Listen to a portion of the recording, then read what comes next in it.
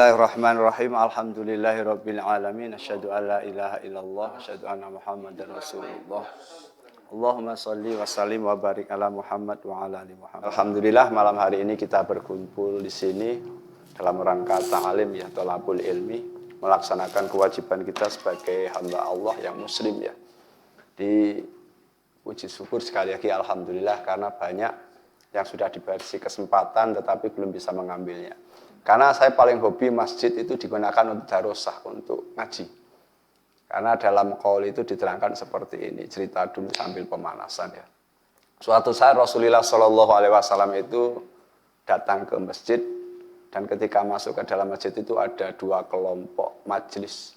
Yang satu majelis zikir, yang satu majelis taklim, bicara tentang halal haram. Ketika Kanjeng Nabi niku rawuh, beliau itu sempat berdiri sejenak memilih mana yang harus dipilih. Ikut gabungkah terhadap majelis zikir ataukah majelis yang bicarakan tentang halal haram. Kemudian Kanjeng Nabi ngendika sing zikir berdoa terhadap Allah Subhanahu wa taala itu bagus. Tapi jenenge ndonga itu kan sesuai keinginan tapi belum tentu juga dikabulkan oleh Allah. Karena biasanya Allah memberikan sesuai kebutuhan. Kemudian baginda Rasulullah itu memilih untuk gabung dengan yang membicarakan tentang halal. Artinya itu jadi kesimpulan bahwa disimpulan oleh para alim ulama bahwa masjid itu tidak sekedar untuk ibadah yang sifatnya mahdhah saja, tetapi yang terpenting bagaimana masjid itu digunakan untuk taklim. Karena baginda Rasulullah SAW saja memilih majelis yang membicarakan tentang ilmu. Nah, itu Rasulullah SAW. Tentu beda dengan umatnya ya. Ketika ngaji malah balik. Orang zikir ya orang ngaji. Tapi alhamdulillah. Jadi kita termasuk hamba Allah yang dipilih seperti halnya dilakukan oleh baginda Rasulullah SAW. Seperti yang kemarin kita sudah belajar, kita lanjutkan saja yang kemarin. Tak garisi ben gak mencong dari. Isin lah enek Pak Guru kowe andri tulisanku munggah medun. Riyen kula pados sing melanjutke yang kemarin. Nggih, nulis halus kan ngaten niki. Nek biyen bukune enten piyambak nggih, Pak nggih. Niki kita melanjutkan pelajaran yang kemarin tentang sudah selesai tentang Al-Fatihah ya. Sekarang ini kita buka dulu nanti kita referensinya di kitab takribnya kita buka nanti sedikit untuk perbandingan tentang yang dilakukan oleh para alim ulama. Ternyata banyak perbedaan juga. Jadi kita karena perbedaan ini kita akan mensikapinya bahwa ulama saja berbeda, apalagi kita yang bukan ulama. Jadi alhamdulillah kita berbeda. Terus Dri. Wah, Dri.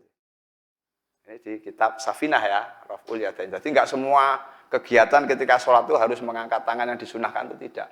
Jadi cuma ada 4 tempat yang disunahkan mengangkat tangan. Jadi 4 tempat. Apa wae kuwi? Ben ditulis ngapa? Boleh barokah satu, yang kedua ben kemutan, biasanya ditulis itu kelingan. Nah, kurapolan wae pernah susi kan urusannya oke, ngurusi klinik, ngurusi sego, ngurusi jajan. Urung anake kiriman iso sih. Iku sing marahe lali biasanya anak njaluk kiriman biasanya.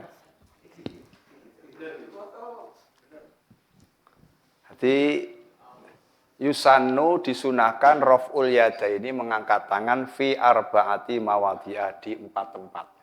Yang pertama inda takbiratul ihrami. Jadi disunahkan yang pertama yaitu ketika takbiratul. Jadi ketika bertakbiratul ihram, ingat takbiratul ihram itu adalah ucapannya, qauliyah ya. Kemarin ya sama saya kita mengulang. Ucapan Allahu Akbar itulah yang namanya takbiratul ihram. Jadi ketika mengangkat tangan sambil takbiratul ihram Allah. Nah, ini angkat tangan hukumnya sunnah. Hukumnya artinya ketika kita takbiratul ihram tidak mengangkat tangan itu sholatnya masih dihitung sah secara hukum fikih. Karena mengangkat tangan sekali lagi dihukumi sunnah.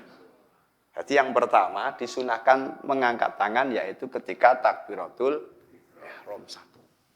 Sekali lagi mengangkat tangan sambil Allahu Akbar itu hukumnya sunnah.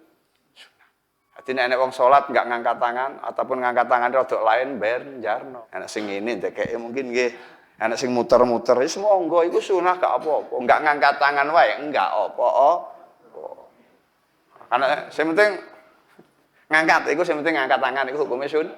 Sampai ada pelanggaran cara mengangkat ini nyampe ini sampai pundak, ininya ya seperti itu. Nek wedok ngene, nek lanang ngene.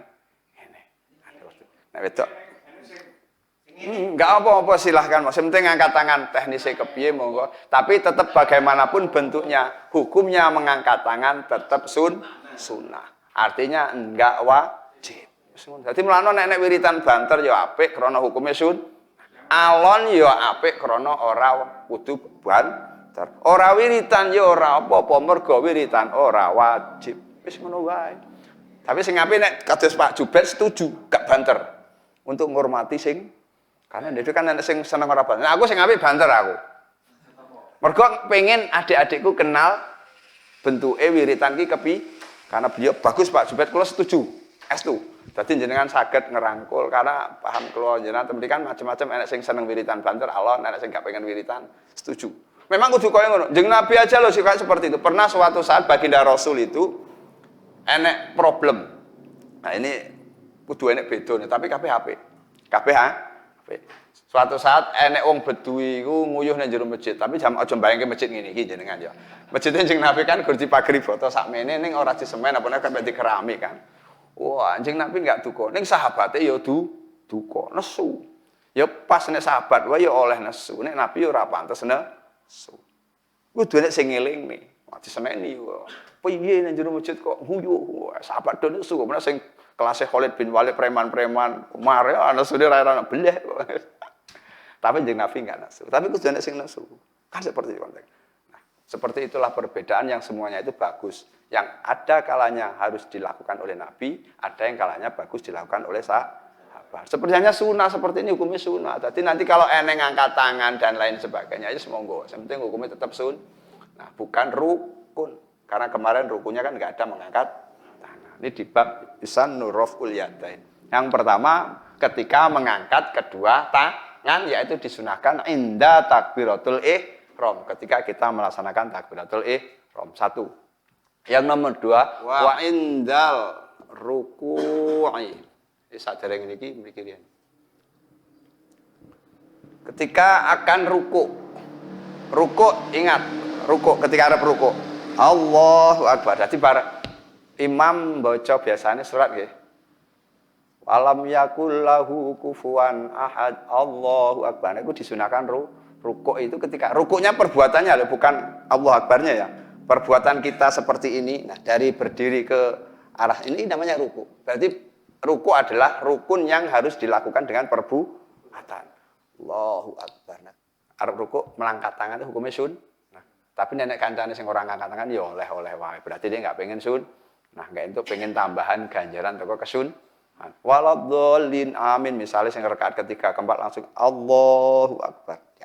Nah, itu hukumnya sunnah. Kemudian wa indal i'tidali yang nomor 3 yaitu nomor 2. Wa indal i'tidali yang 3 yaitu ketika i'tidal. Ingat i'tidal bukan sami Allahnya ya. Bukan sami Allah. Perbuatan kita dari ruku ke arah berdiri. Nah, itu namanya i'tidal. Berarti i'tidal adalah bukan sami Allah.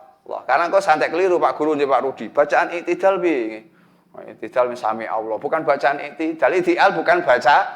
I'tidal adalah perbuatan dari ruku ke arah berdiri, itu namanya i'tidal. Itu bukan bacaan i'tidal. Disunahkan membaca sami Allah. Toh enggak membaca sami Allah itu tetap boleh atau sah secara hukum. Karena membaca sami Allah dihukumi sunnah. Ya. Nah, sami Allah ini dihukumi sunnah pakai qauliyah, tapi i'tidalnya berdiri sami Allah. Nah, mengangkat tangan ketika i'tidal ini dihukumi sunnah. Ya. Wa indal i'tidal. Kemudian yang terakhir wa indal qiyami minat tasyahudil awal, yaitu yang nomor 4, ketika kita bangun setelah melaksanakan tahiyat awal. Jadi setelah tahiyat awal rampung, wasyhadu anna Muhammadar Rasulullah. Allahu Akbar, dari duduk arah berdiri mengangkat tangan. Nah, 4 inilah yang disunahkan di dalam Safinah diterangkan bahwa inilah yang disunahkan mengangkat tangan ketika kita melaksanakan sholat. Lebih dari ini tidak disunahkan. Tidak tapi sampai melaksanakan juga tidak membatal. Ini ora oleh kesunahan. Kaya agek rakaat pertama ngadeg angkat tangan. Enten nggih? Agek rakaat pertama ngadeg tiap ngadeg ngangkat tangan. Itu enggak disunahkan. senajan tidak membatalkan sholat. Tapi enggak disunahke. Artinya ben ngerti ilmune bar rakaat pertama langsung mawon mboten usah diangkat tangan Allah, baru Allahu Akbar. Nah, kok rakaat kedua tahiyat awal nggih, bar tahiyat awal berdiri baru diangkat tangan. Nah, isya rakaat ketiga itu disunahkan berdiri tidak mengangkat tangannya itu malah sunnah. Ngangkat tangannya malah enggak. Kan seperti itu. Nah, kalau rakaat isya atau sholat sing 4 rakaat biasanya kan berdirinya 3 kali. Jadi sing disunahkan berdiri yang kedua, itu yang disunahkan mengangkat tangan setelah melaksanakan tasyahud atau tahiyat awal. Selebihnya ini tidak disunahkan. Jadi tidak semua bangun berdiri harus mengangkat tangan. Ya boleh, enggak batal, ini enggak itu sunnah. Dan enggak tidak mengangkatnya tangan kita ketika tahiyat rakaat pertama dan yang ketiga yang tidak disunahkan, itu malah dapat sunahan. Karena kita ngerti ilmu ini, oh enggak disunahnya enggak usah, langsung ini mawon. Berarti untuk pahala dengan tidak mengangkat. Mengangkat malah enggak untuk kesunahan. Ngaten nggih. Jadi niki kedah seperti ini di kitab Safinah. Oke, ini. Tentang bisa ditanyakan tentang ini dulu. Kok tak bukakan yang takrib rada beda sithik. Takrib agak luas sedikit karena biasa itu anak pengembangan yang takrib.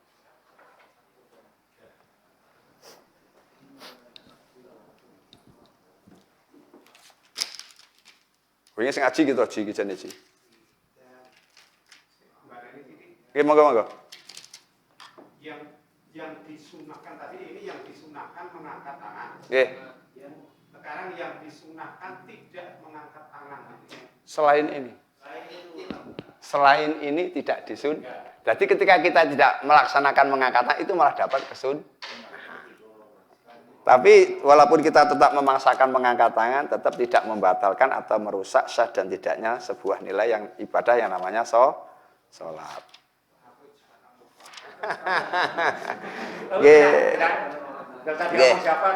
Bagaimana sebenarnya itu? Yasiru wala tu'asiru. Permudah jangan nyamanlah kita beribadah kepada Allah Subhanahu senyaman-nyamannya. Jangan sampai kita nyaman dewe tapi ganggu orang lain. Itu saja, kan seperti itu. Jadi senyaman-nyaman gimana? Ya piye carane lah. Nah, itu teknis. Sejelas semua enek perbedaan, cuma kita sikapi sing bijak ya kudune ketika nggon umum. Maka kemarin ada tingkatan niat ketika yang dilaksanakan itu sholat fardu, niatnya sing penting aku niat sholat maghrib hukumnya fardu. Nutu kok cocok. Penak. Jadi pakai bahasa Indonesia ya. Aku niat sholat fardu maghrib beres. Enggak kutuk 3 rakaat menghadap kiblat makmum kangelan aku kejadian sampean. Nah, enak sing aku niat sholat fardu maghrib bar selesai. Enggak apa-apa, karena kemarin tak wacane darajatun niat pokoknya sholatnya dilaksanakan sholat fardu sing wajib kita menentukan arep sholat apa? Maghrib. Hukumnya apa? Fardu. 3 iki. Nek 3 rakaat menghadap kiblat makmum. Nah, tapi nek makmum nggon jamaah wae. Nek salat dewi enggak penting makmum, tapi nek jamaah kita harus mengekotkan makmum karena kita akan mengikuti imam. Ini nggon jamaah makmuman, tambahin makmuman. Aku niat salat maghrib makmum. Aku niat apa? Salat. Salat apa disebut ke? Maghrib. Hukumnya apa? Fardu. Nek kowe dhewe enggak perlu kai makmum atau lillahi taala enggak usah. Tapi nek nggon jamaah wajib makmum karena kita akan mengikuti darajatnya seperti itu. Boleh ngaten mawon nggih. Astagfirullahaladzim. Sadaqallahul aliyy azim. Wassalamualaikum warahmatullahi wabarakatuh.